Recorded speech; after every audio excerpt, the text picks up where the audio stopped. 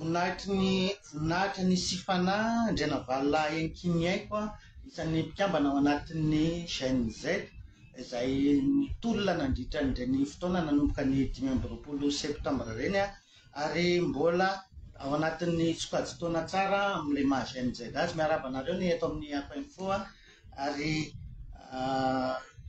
te anontany hoe inona marina moa zany tena antony nidirana tao anatin'ny tolona iny ho anareo GNZ. Miarabanao, miaraban'ny mpanaraka rehetrarehetra. Voalohany indrindra mila fanitatsika ny GNZ. Ny GNZ sokajy taona. Misy manko le olona ao anatin'le izy mieritreritra hoe le mouvement no GNZ, hoe le sokajy taona GNZ no nanao le mouvement fa tsy hoe anaran'le mouvement le izy. Zay nandritra ny fotoana ireny dia nanaraka ny antso, nanaraka ny apelina nataon'ny mouvement GNZ io hidina fianja hitolona aneo ny hevitra izay zavatra tsy mety sy marary anay tanora sy anatin'ny tanora anatin'ny génération zay. Ao anatin'izay le resaka le hoe mety sy tsy mety zay, inona le tena fototsy le fitakiana zany? Ny tena fototsy le fitakiana aloha raha ny zavatra hita tena kianja sy zavatra rehentsika amin'ny haino aman-jery rehetra dia resaka olana ara-tsosialy. Olana ara-tsosialy io ny ankamaroany, resaka olana jiro sy rano, olana cité am-pianatra, olana resaka zavatra ara-tsosialy rehetrarehetra. Fa nefa ny tsara ihany no manamarika fa ny olana ara-tsosialy ateraky ny olana ara-ekonomika ane. Nefa ny olana ara-ekonomika ateraky ny olana politika. Dia tsy maintsy zany miresaka politika tsika ao anatin'le tolona. Tsy lavitra zany le tena kianja nandritra ny tolona hoe tsy mihina mpanao politika, tsy ilaina politika. Lavitra tanteraky zay satria zay ny olana politika no mitaraka olana ara-toekaraina ara-ekonomika ary iny no mitarika olana ara-tsosialy zay mahatonga ny explosion sosialy ohatran'ireny. Ilaina ny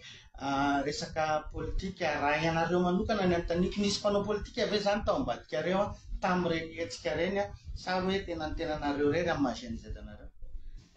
Zay aloha tena nay rery. Zay tsy misy hoe mpanao politika na vola na pirisika anena ohatran'izany fa zay tena matsapa marary mihitsy zany zay ao anatin'le satria zay moa zany mpandraraha dia tena hoe nidiny zay mitaky tsy jiro sy rano ihany ny problematika fa be dia be mihitsy ny problema ary tsy le tenen'le ankizy araka le efa niteneniny eto teo hoe neny mpianatra zao hoe meo dortoir zay meo bourse zay sy ohatran'izany fa tsy tena zay zany le olana araky ny fahitanay azy fa tena hoe any amin'le fototra mihitsy ny hoe tena misy olana izay tena mila jerena araky ny teneniny eto teo izay hoe resaka politika io ohatrany hoe mpampianatra français ny problemanao dia mpampianatra français ny asolonao anazy fa tsy hoe politika zany ny problematsika dia mila mpanao politika tsika fa tsy hoe tsy mila politika. Ao anatin'izay le resaka hoe fitakiana zay, rehefa mitaky ny olona dia misy tanjona tiana hatongavanao kanefa rehefa mitaky ihany koa ny olona dia manana volavolan-kevitra ho amin'ny fanatsarana hatongavana amin'ilay vina. Mety azonareo velarina kely ary ve zay le resaka hoe fitakiana sy ny zavatra tokony hiaviana zay? Voalohany aloha tsy maintsy zay zany le jeresana zay le réforme. Le fitakiana zany mitaky réforme. Ny tena marina zany hoe mitaky olana ara-tsosialy rehetra ho vahana. Réforme tia mifototra ny vahaolana amin'izay. Ary mila famelabelarana bebe kokoa aty amin'ny fototra ny fototra dia ny politika mila velabelarana kokoa ny aty amin'ny sehatra ara-politika, mila ahitsy ny système zay tsy mety ao, mila hovaina zay rafitra tsy mandeha amin'izay izy eo mahatonga an'le olana sy explosion sociale na répétition ohatran'izay rehefa apetsaka ny explosion sociale 72 91 et 2009 ary départ aty amin'ny fototra mahatonga izy mivelomberina cyclique ohatr'izay. Zany hoe tiako hatongavana zany dia hoe le fitakiana eo ihany fa ny hevitra roso ambadika n'izy mila hevitra any amin'ny fototra aloha.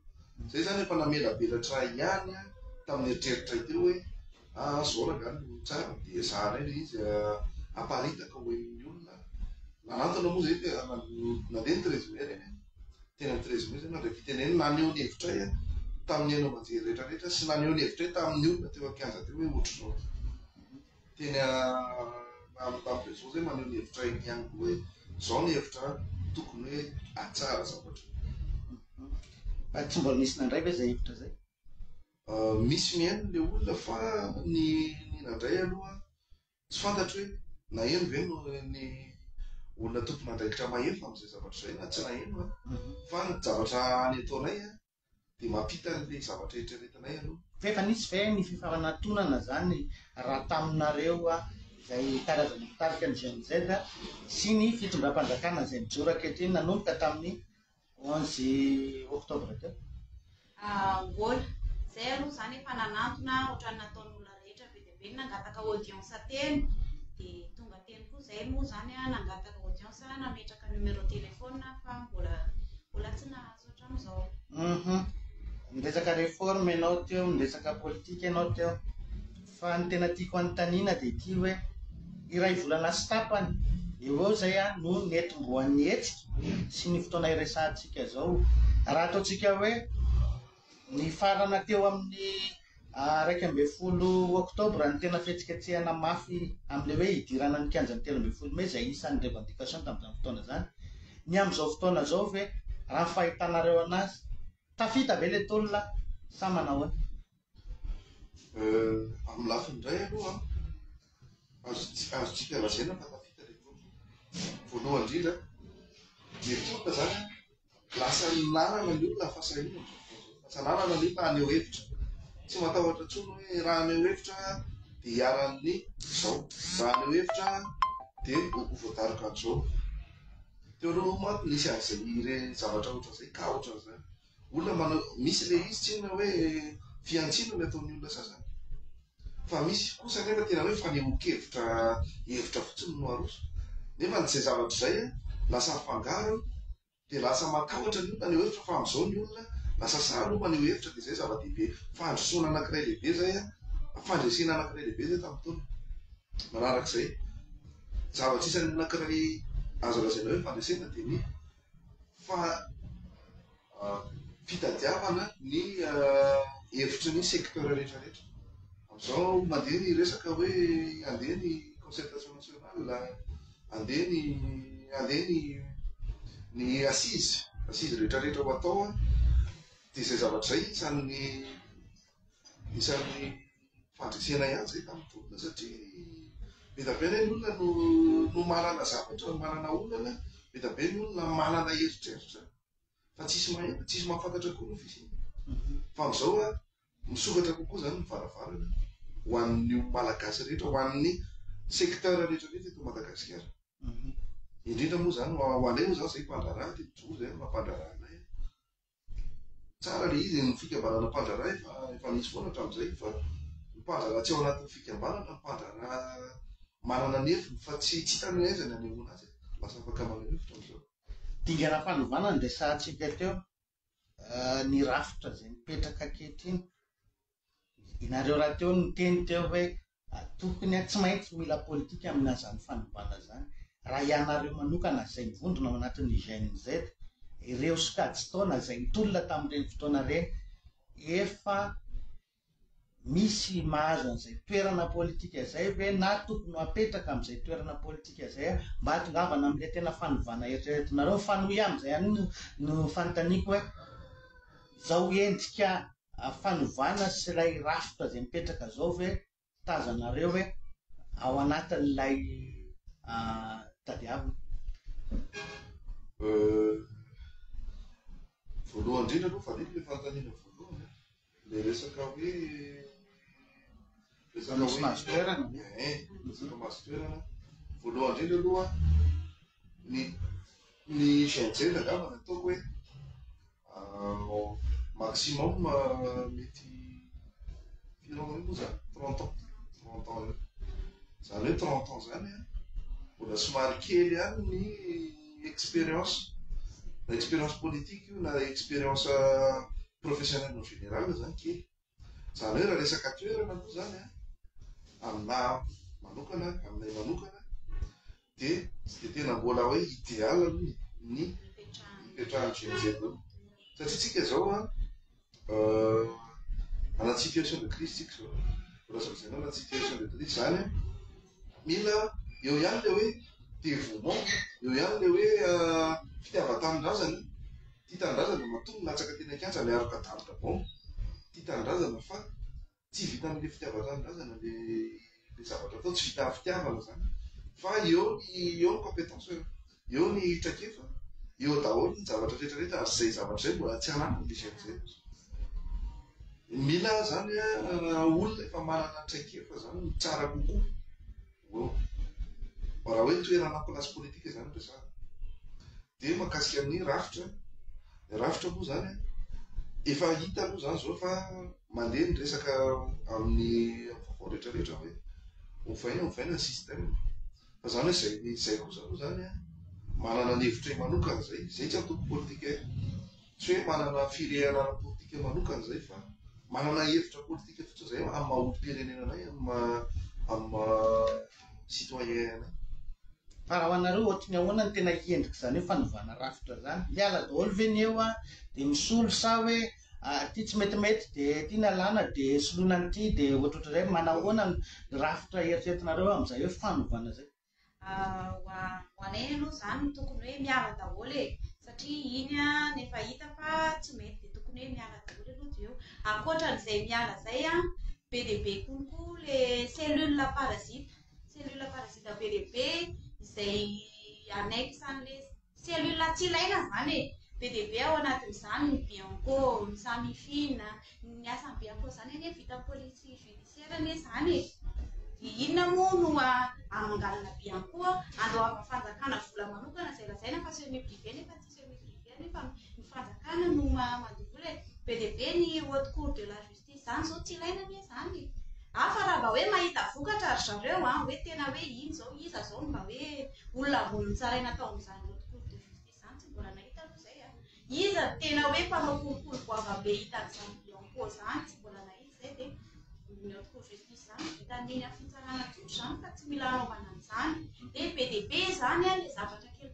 parasita kely ohatran'izay mila esorina. Reo ataontsika hoe andro mpanjakana antemeran-olona ohatra, ny antemeram-pirenena ohatra, ny haute cour constitutionnelle ohatra, isan'ny memenonan'ny olona hafa ny hoe tokony andravana areo androm-panjakana reo ny hevitra reo manao le izy aloha tsika état républicain tsy maintsy mipetraka foana ny trois pouvoirs, ny exécutif, ny législatif sy ny judiciaire. Ka zany hoe raha ohatra hoe moravana zany ny androm-panjakana anankiray dia somary bafoe kely ihany aloha le maha état républicain tsika raha moravana ny androm-panjakana anankiray fa zany hoe le andro tokony andravanan'io raha ohatra hoe eritreretin'ny GNZ moa zany dia ny corrompu le izy misy corruption goavana zany mihodina ao anatin'ireo androm-panjakana ireo ary koa efa mipetraka ihany le resaka hoe anofotsika constitution, hanao révision de constitution ny fitondram-panjakana amin'izao zany hoe ny HCC zany ny HCC ny HCC gardien de la constitution ka rehefa hoe ovaina le constitution dia tsisy pijoro amin'ny HCC zony aloha ilaina ny HCC amin'ny constitution manaraka fa amin'izao aloha zany raha tena hoe mitonga amin'izay fanovana constitution zay tsika dia ny HCC zany tsy zavatra tsony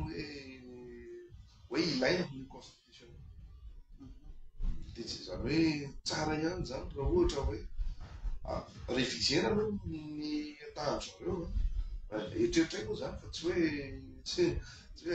révisena hoe manahoana dia atao ny enquête mandeha ny enquête parlementaire sy ny enquête rehetrarehetra zay hipetraka dia à partir an'izay mandray hoe conclusion hoe ny atao mampatonga le raha mankatahana fandravana sena dia corruption hoe corrompu be le sena zany dia lasa tsy mandeha amin'ny zero amin'intsony ny ny supervision ataon'ny législatif amin'ny exécutif. Lasa fitaratsy ny hetsika iny satria raha fitara dia iny no hetsy-bahoaka farany fohy indrindra dia nahitana fiovana rehefa avy eo. Fa amin'ny lafiny anankiray koa lasa fitaratra mety tsy azoko tenenina hoe ratsy na manahoana fa lasa fitaratra entin'ny olona manaratsy endrika an'ilay olona hatramin'izay koa ilay izy. Ohatra ny zava-mitranga amin'izao fotoana zao dia samy midina eny amin'ny izay misy anazy eny daholo ny olona amin'izay resaka fanovana zay. Tazanareo hoe mety ve zay fomba zay sa hoe inona mety hevitra azonareo atolotra ny olona reny. Ataontsika ohatra fotsiny amin'izany ny fanalana chef kokotany sy ny ataontsika hoe ny maire zay ny anankiray olon-dotendry ny anankiray olon-dofidy tokotokony ohatrany ahoana amin'ny procédure tokony arahana amin'ny fanalana an'ireny na fandona an'ireny karazan'ny olona reny. Procédure tokony arahana aloha dia arahana foana ihany ny mbola andrarahana velona zay aloha ny chef kokotany iny raha rattaché amin'ny ministère de l'intérieur zany hoe fanendrena no atao dia aloha maverina atao fanendrena le izy. Ny resaka hoe maire zany mbola olona fidiny eny amin'ny intérieur zany ny olona ny tokony hitaky ve sa makeny amin'ny fokotany ohatry zavatra hita teo alohany kelika tena tokony hitakina zany dia en général fotsiny hoe ovaina daholo chef kokotany fa tsy hoe chef kokotany no zato tsika dia tsy no zato no hitaky ho isaka ny fokotany hoe zany izy fitakina. Mara le tenao hoe lasa fitaratra le izy lasa zavatra anankiray tsara zay tena sariko miteny hoe tsara zay satria lasa samijoro le malagasy amin'izao manana zavatra hevitra izy dia lasa samijoro hoe tia ny hevitra dia hoe joro miteny rehefa tsy miteny dia manao fitakina dalabe. Tsara zay fahasahiana mijoro zay zany tsara fa mila limitena ihany kosa le izy. Ho an'ireo olom-boafidy indray manao ho an'ny olom-boafidy ny tsara indrindra dia iny zavatra efa niteneniko teo iny ohatrany amin'ny aty amin'ny tsena ihany tsy maintsy alefa aloha ny enquête tsy maintsy manao enquête manao didiny moatreo satria misy le resaka tondrombolotra fotsiny koa ohatra hoe tsy dia tiany olona eo an-tanàna izy dia tondrombolotra hoe andao io asorona mety nisy olona ihany nanao zavatra mety mety nisy olona tsy dia tsy nanao ratsy hoe inona no asorona mety nisy olona tena nanao zavatra tsy mety fa tsara zany manao enquête dia avaliny enquête valiny audity atao no définisevana amin'izay avy eo hoe tokony miary ty odina tokony na tsy tokony miary zay le hoe resahana hoe fanadiovana hoe fanadiovana le tsy hoe fanadiovana ao nivoan'ny gouvernement ihany ny fanadiovana fa diovina daholo zay rafi-pitondrana rehetra mihitsy eto Madagasikara hatramin'ny collectivité décentralisée iray manontolo diovina daholo ary ahafahana manadio anazy dia tsy maintsy jerena hoe maloto izy sa tsy maloto fa tsy hoe esorona fotsiny. Marina le ten'le olona zao miteny hoe tsy milamy ty chef kokotany ty fa mila sorona fa tena tsy milamy tokoa ve izy tena maloto tokoa ve izy raha anadio zany tsika jerena hoe maloto aloha rehefa hita fa maloto raha tsy hitsiny raha esorona. Iverenako ilay hoe anarana GNZ marina ve ny teninao teo hoe sokajy taona le izy kanefa ilay GNZ ankehitriny ve tsy tokony ametraka karazana hoe vondrona anankiray izay manao politika araka ny tenen'ny mianabavy teo hoe tokony ao le notion politique tsy tokony apetraka mba ho balizy zany hitaridalana an'ireo satria nareo zao anisan'ny mpitarika dia tokony misy vondrona anankiray ve hivondronanareo hitaridalana sy anitsy an'izay ataony rehetrarehetra tafiditra ao anatin'ilay sokajy taona satria ankehitriny dia lasa tonolona foana io GNZ io rehefa misy zavatra atao dia zay GNZ dia misy ihany koa ny hoe gène Y tsy ny ohatr'izany tokony misy balizy ve zany ilay GNZ amin'izao. Hoe mivondrona aloha zany tokony mivondrona fa nefany ny olana amin'ilay fivondronana iray samy manana ny zavatra takiny arakaraka ny sokajy misy azy avy ohatra hoe ny mpianatra zao ny zavatra takiny ny mpianatra tsy mitovy amin'ny zavatra takinay mpandrara mihitsy ny ao anatin'ny GNZ koa nefa misy ny ray aman-dreny efa misy ray aman-dreny tsy mitovy konkoa ny zavatra takiny zareo ray aman-dreny tsy mitovy amin'ny zavatra Nay. Tiako tenenina amin'ilay izy hoe mba tsy handoto an'ilay hetsika izay mitranga hitononana an'ilay anarana GNZ satria n'importe qui zany tafiditra ao anatin'ilay sokajy-taona dia afaka manonona ny tenany hoe GNZ ka satria taty amin'ny tolona ny mivoahan'ilay izy dia izay nantanaiko hoe sao dia tokony mivondrona lay ataontsika hoe hevy izay mahafeny ara-politika sy ny ara-tsosialy mba ho baliziny izay anio mety efa ao anatin'ny eritreritra hoe zany. Efa nisy ihany ny resaka an'izay izay zavatra izay le teny zara hoe gardien de la révolution. Hoe manao gardien de la révolution zany hoe tsara ilay zavatra izay fa eo koa mety ho lasa problématika ilay izy raha amin'izao satria maro izay teninao izay hoe be da be ilay olona mitonona ho GNZ hoe ho GNZ anatin'ilay mouvement zany izy anatin'ny sokajy-taona GNZ fa mitonona hoe leader le mouvement tany ekianja leader le zavatra rehetra nitranga teo be da be na ny olona raha fanina hoe iza ihany zany hoe tena leader ty zavatra ty fa dia izay zavatra izay mety hatonga conflit indray eo amin'ireo olona samy anatin'ilay sokajy-taona mety hatonga conflit izy satria ty ny anankiray miteny hoe za no leader principal la GNZ ty anankiray miteny hoe za no leader principal la GNZ dia ireo zany samy lasa satria zany zavatra zany tsy ina manko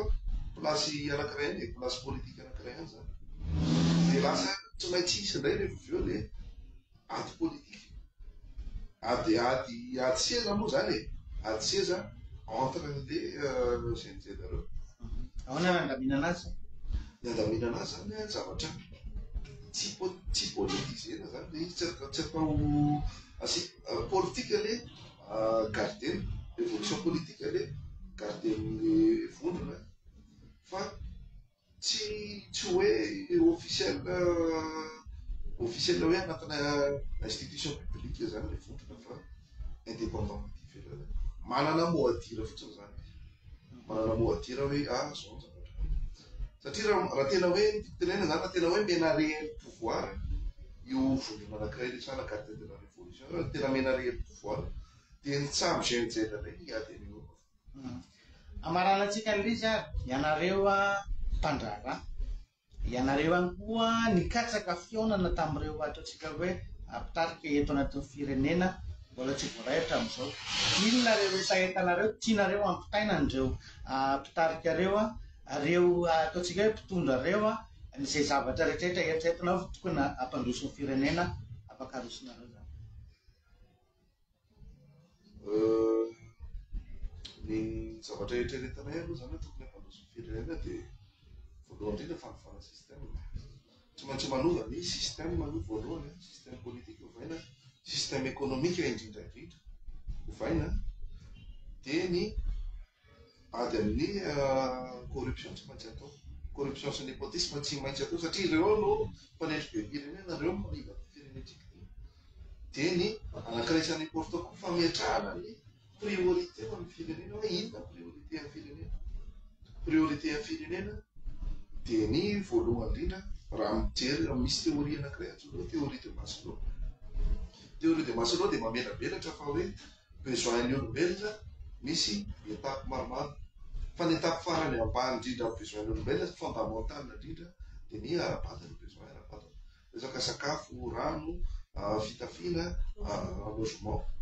zay zany zavatra anankiray besoin fondamental aloha dia manaraka an'izay besoin de sécurité resaka fandriampahalemana sécurité raha ohatra raha marary en sécurité mino hoe afaka mijaby tena amin'ny hôpitaly ny sécurité amina resaka asa hoe manana asa antom-pivelomana amty zay zany besoin de sécurité sy besoin physiologique zany no priorité voalohany manaraka an'izay mila idivana amin'ny kolokolo raha ny zay koa zany manana hevitra zay momba ny idivana amin'ny kolokolo io fa zany hoe reo velampianarina izy dia mbola hoelitsika neto fa en gros fotsiny zany zavatra voalohany indrindra idivana amin'ny kolokolo aparany hoe fametrahana n'ireo hoe branche iady amin'ny kolokolo sy ny fanamafisana ny police judiciaire sy ny tariny dia ny transparence betsaka ny azo développena sy transparence ena transparence amin'ny fampandehanandraha rehetra transparence amin'ny marché public rehetra transparence amin'ny zavatra rehetra zay trana zany hoe accessible zany ny zavatra rehetra misy database misy base de données ahafahan'ny citoyen lambda consulter anazy zay zany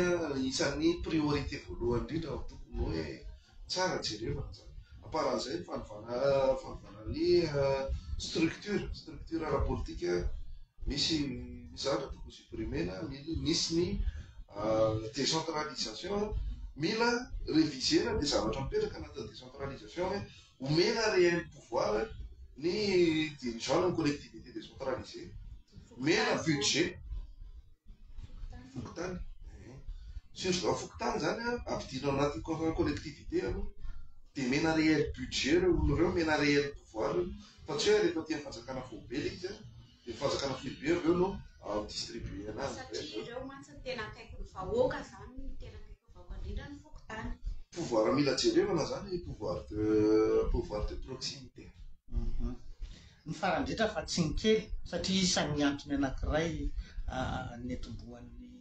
hetsika nijerotry rano manahoana ny fahitanareo ny procédure fanarenana amin'izao fotoana zao ao amin'le mety sa manahoana sa hoe tokony mbola ao atsaraina kokoa ny afaka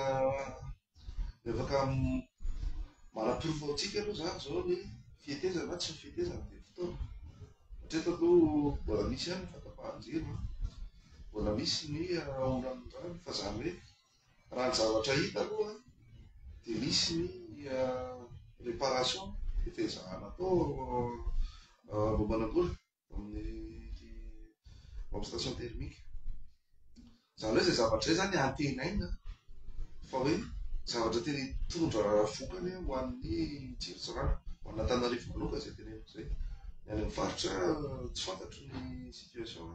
fa zay moa zany hita amin'ny vaovao amin'ny tambazotra tserasera hoe efa misy ny réparation ny moteur ny groupe électrogène nao de zay zavatra zay ny afaka ny amaly atsika hoe mety sa tsy mety de ny fotoana aloha mila zany tsika passion am'le izy na tonga le explosion sociale na resaka jirotsorano ane de ny fotoana ela loatra le fotoana le fotoana teo hoe efa nandritra ny jegrafia fotoana no ny andrasana le izy hoe vovava tsy vovava de na tonga le explosion fa zao zany raha hoe efa misy ny fanovana am'izao fanamboarana de noko angamba hoe tsy ao anatin'ny semaine de semaine no vita zavatra ohatr'izany de fotoana zany no itenatsika zay hoe manao mbola tsy voavaly zao zany zay hoe mety sa tsy mety le zao satria zavatra hita maso ary tsapaitanana am'izao de mbola tapaka ny jiro aloha misy fotoana izy aloha tsy tapaka ohatrany taloha misy fotoana taloha hoe 7 heures fa zao latsaratsaka zay fa zany hoe mbola misy tapaka zany le fa zany hoe efa hita hoe misy zany le avancé ataon'ny ny tompony raikitra am'zay zavatra zay de miandrika zany tsika anahoana izy amondronanao an'izay hevitra rehetrarehetra nresantsika teo zay satria hoe jeritotika ny fiainana ankehitriny ary fieritrretana no avy no hitondrantsika ny resaka androany inona mety hoe azonao amondronana anazy kanefa ihany koa mety misy ny zavatra tianao resahana kanefa tsy nanontaniako hatramin'ny fotoana nanomboantsika teo de omeko fotoana ianao amezana zay voalohany indrindra aloha zany raha ho fehezina zany resahana teo de ny important indrindra aloha zany zao am'izao de mbola politika mainga vany daholo zavatra rehetra tsy azo tsinotsiniavana ny politika fa faharoa manaraka an'izay ho anay mpandrahara manokana de mila fijerevana ny asa fandraharahana eto Madagasikara satria ny asa fandraharahana no manao ny manisy mampiditra valeur ajoutée ho an'ny firenena malagasy ny asa fandraharahana no manome asa ho an'ny malagasy ny asa fandraharahana no manome ristorona sy etra betsaka indrindra ho an'ny fanjakana aparany akoatrany hoe ny ersasiny ny etralohany mpanjaka no entreprise misany hoe etra mamelona ny contribution zany hoe mila jerena zany ny asa fandraharana nefa le tsy afaka hijerena io raha tsy mipetraka tsara no ny système politique sy ny structure politique rehetrarehetra. Manarak'izay mila ajaina ny maha républicain tsika, gardena zany ny institution maha républicaine tsika, ovaina fa tsy supprimena, ovaina ny fipetrana ao anatiny, ovaina ny olona ao anatiny raha misy olona tsy milamina ao anatiny, fa gardena io maha républicaine tsika. Ary farany raha jerevana dia mila rafitra politika, économique, fifidianana ary ny ady kolokolo ireo zany ny zavatra mila jerevana aloha indrindra aloha dia vaovao azy ny sosialy rehetrarehetra, problème sosialy rehetrarehetra. Satria problème sosialitsika ne mbola azo lazaina hoe mbola basika be ho amin'ny fiainana mihitsy ilay izy. Da nisy zao ny ana tantara kely Italie misy ny fihetsiketsehana natao manifestation nataon'ny olona tany Italie, tsy manifestation ohatrany aty amintsika hoe zavatra miankina amin'ny fiainantsika ve, efa problème hafa mihitsy ny azy, efa problème hoe mandeha ny guerre aty amin'ny Europe de l'Est, manino ny Italie jorojoro ao anatin'ny Union Européenne, efa zavatra hafa tsisy idiran'le fiainan'ny vahoaka tsony zany zay, fa ny antsika mbola fiainan'ny vahoaka ny antony manifestation. Dia zany hoe ireo zavatra ireo no kitihana, ireo no vaina zay tokony vaina, amana le olona amin'ny sosialy. Dia rehefa voavanina ny ara sosialy dia tsy verina tsony ny crise cyclique ohatran'ireny sy ny filatsana valambe, satria izay nisan'ny mamotika amin'ny firenena foana isaky ny malaza. Ankasitrahana voninahitry nisy fanasy andrena valolahy enikiny haiko amin'izay resaka fohifohy manodidina ny raharam-pirenena zany. Mankasitraka tompoko. Mankasitraka antsika ampijery ihany koa tapitra eto ny fandaharana.